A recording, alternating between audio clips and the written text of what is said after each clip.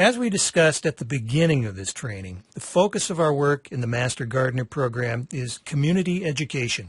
We provide research-based information to residents in our communities. Part of your work as a coordinator may involve speaking in public. Being an effective presenter is the topic of today's training. You may want to share this module with some of your volunteers. Many people use the PowerPoint computer program when they give presentations. But before we discuss this presentation tool, it's important to know important general elements of speaking in front of an audience. These tips on effective public speaking have been adapted from the Toastmasters website. Toastmasters is a worldwide organization. Its members improve their speaking and leadership skills by attending workshops and studying Toastmasters materials. So let's go through their tips. Pick a topic you're interested in. Know more about it than you include in your speech. Use humor, personal stories, conversational language. Show your conviction, your confidence, and enthusiasm through your tone of voice and your body language. Rehearse out loud with all equipment that you plan on using. Work to control filler words, the ahs and ums and you knows. Practice pausing and breathing. Slow down. Practice with a timer, and allow time for the unexpected. Find out what you can about the audience beforehand. Who are they? What do they already know? What do they want to learn from you? Greet some of the audience members as they arrive. Mix with people, and then speak directly to different members of the audience during your presentation. Arrive early and practice using the microphone and other equipment, any visual aids you might have. Walk around the room and see what your presentation will look like from the back and the sides. Start your presentation with a startling statistic or maybe an interesting quote, a news headline, something powerful that will get their attention immediately. Don't read your presentation word for word. Use a keyword outline to prompt your thoughts, but speak like you're visiting with someone. Be prepared for problems. Have a plan for dealing with them, whether it's a microphone that doesn't work or maybe a crying baby in the audience or forgetting what you meant to say next. Don't apologize for your nervousness or your mistakes. The audience probably doesn't notice them anyway. Focus your attention away from your own anxieties and concentrate on your message and your audience.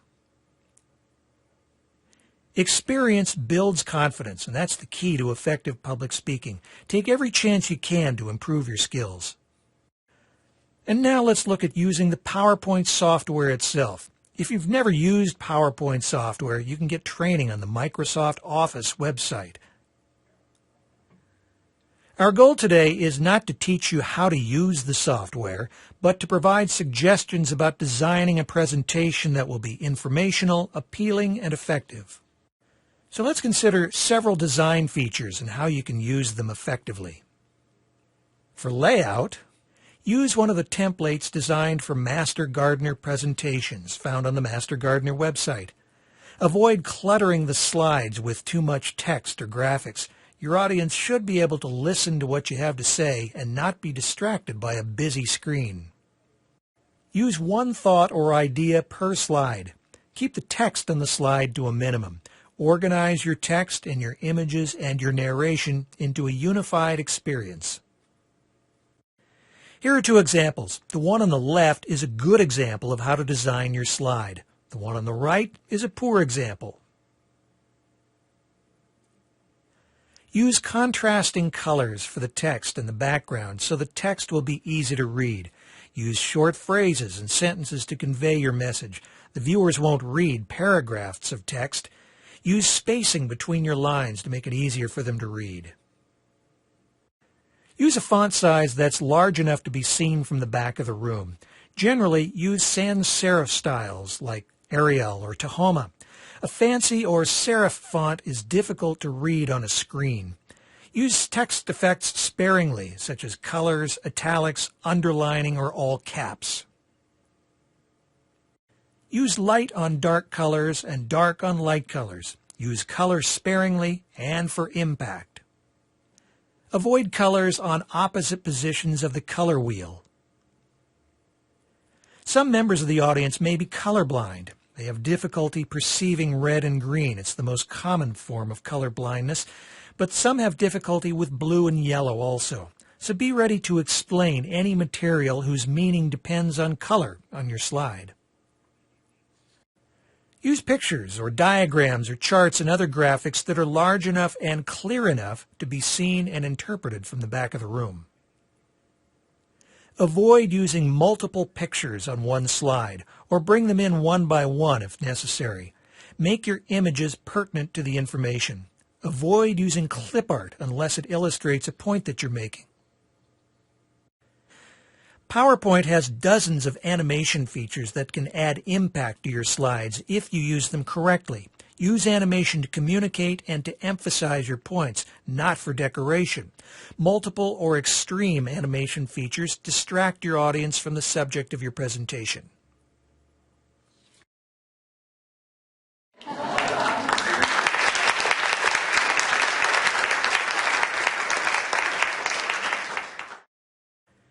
Here are some tips for giving a presentation using PowerPoint. Practice speaking about your slides without looking at them or reading them verbatim. Have your computer or slide notes in front of you so you're not turning your back to your audience to look at the screen. Speak wood in conversation. Allow your audience to read the slide and then explain the information on the slide. Check that your equipment works properly. Plan ahead for problems. Always come prepared with a backup plan in case the equipment malfunctions. Provide handouts so the audience can listen instead of taking notes.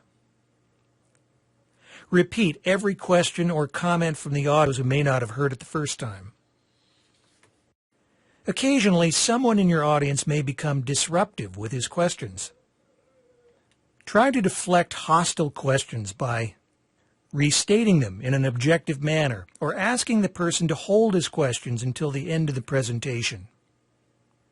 If someone wants to rant about a pet peeve, you can interrupt to thank the person for sharing the information and then ask others in the audience if they have questions or comments. Avoid getting into an argument. Restate the reasons for your position and move on to the next question. Never criticize a questioner or attempt to embarrass him, even if he tries to do it to you. Stay centered, pleasant, and self-confident. If you don't know the answer, tell the questioner that you'll need to research the question and get back to him or her, or ask if anyone in the audience knows the answer. The audience will respect you for that.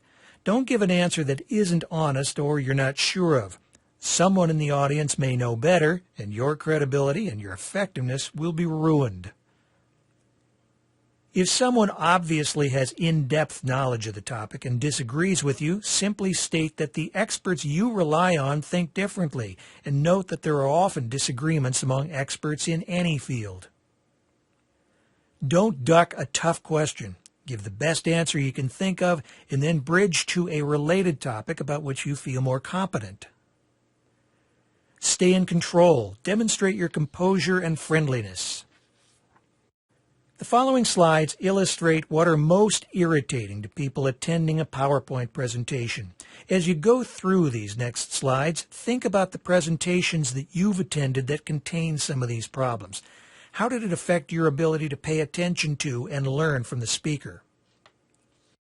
Reading what's on the slide, like this: soil preparation, remove vegetation, add organic material to clay soil, do not fertilize, plant in spring when soil can be worked, follow good planting practices for perennials. Using text or captions that can't be read. Using background colors that compete with your information. Animation that causes motion sickness.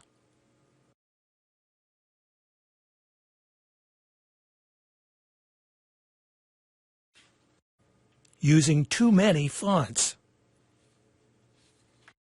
Overly complex diagrams. If you must use one, explain to the audience that they can't see this and then tell them the pertinent information. Annoying sounds. diagrams that don't relate to the topic. Trying to listen and read at the same time. Try reading this slide while I explain it to you. While many people are familiar with the first few sentences of Abraham Lincoln's famous Gettysburg Address, fewer are acquainted with the stirring words found in the second paragraph where he talks about the dedication of a cemetery for soldiers who died in the war. Now that we've talked about what not to do, let's review a couple of resources available on the WSU Extension Professional Development website. We talked about this site in the Tools and Resources presentation at the start of this training. There isn't time in this presentation to cover how to develop and use PowerPoint software, but that kind of help is available to faculty and staff through Extension's Professional Development and Computing and Web Resources departments. Adobe Presenter is software that's added to Microsoft's PowerPoint that allows you to add audio, video, self-check quizzes, and surveys to your presentations. Contact Jim Lindstrom in Professional Development for the authorization code to download Adobe Presenter onto your computer.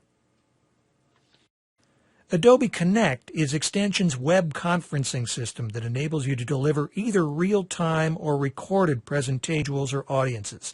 Features include audio, video, survey demonstrations, web links, and more. Additional training on both programs is available through Extension Computing and Web Resources.